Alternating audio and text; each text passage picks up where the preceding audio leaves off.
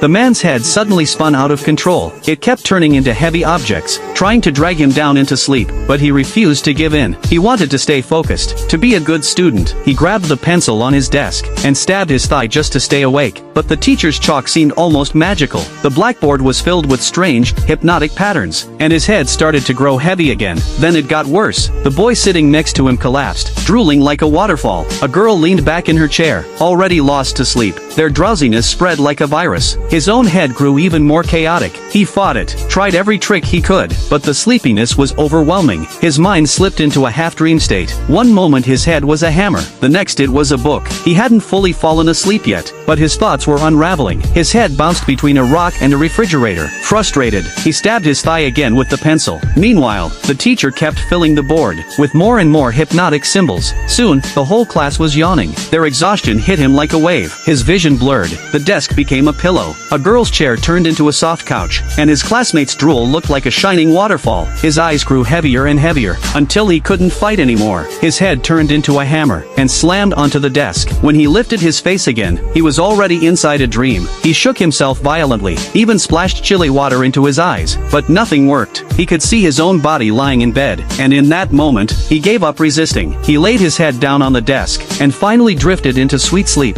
At the front of the room, the teacher looked around. Every student had been hypnotized. Satisfied, he set down the chalk, took off his glasses, sat in his chair, and at last, enjoyed his own well-deserved nap. So tell me, have you ever felt this way before?